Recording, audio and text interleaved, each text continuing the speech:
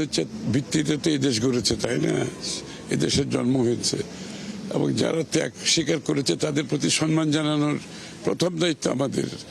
যে কোনো দায়িত্ব নেওয়ার পর আমরা মনে করি এটা আমাদের প্রথম দায়িত্ব, যে মানুষগুলো এই দেশের জন্য জীবন দিয়ে গেছে, যাদের জীবনের বিনিময়ে এই দেশে জন্ম হয়েছে, তাদের প্রতি প্রথম শ্রদ্ধাবোধ থাকতে হবে। তো এই কারণে আমরা বারবার আসি এখানে, যখনই কোনো এরকম কোনো ওকেশন হয় যেখানে তাদেরকে স্মরণ করি। আজকেও সেভাবে এসছি এবং আমরা মনে করি যে দেশের মানুষের দেশপ্রেম থাকবে না এবং জাতির গর্বিত সন্তানদের সম্মান জানাতে পারবেন না, তো সেই দেশটা সামনে এগিয়ে যাওয়ার কোনো সুযোগ নেই। সুতরাং এগুলো আমাদের ফাউন্ডেশনাল ভ্যালু আর কি, আমাদের দেশের যে ফাউন্ডেশনাল ভ্যালুর মধ্যে এটা একটা ভ্যালু আজকে, এটা আমাদেরকে মাথায় রাখতে হবে।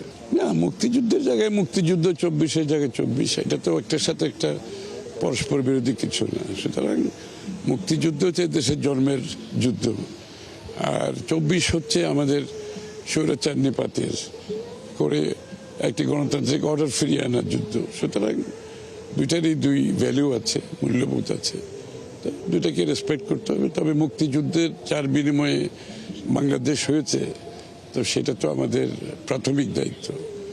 দেশ হওয়ার পরে অনেক সমস্যা আমরা অতিক্রম করেছি, অনেকগুলো প্রতিবাদ হয়েছে, বিপ্লব হয়েছে, আন্দোলন হয়েছে, মানুষ জীবন দিয়েছে, সবাইকে মাথায় রাখতে হবে, কাউকে তো বাদ দেওয়া যাবে না। এখানে যারাই দেশের জন্য জীবন দিয়েছে, জনগণের জন্য জীবন দিয়েছে, বাংলাদেশের স্বাধীনতার জন্য দিয়েছে, গণতন্ত্রের জন্য যারা আপসহীনভাবে লড়েছে, তার মধ্যে বিএনপি হচ্ছে অন্যতম।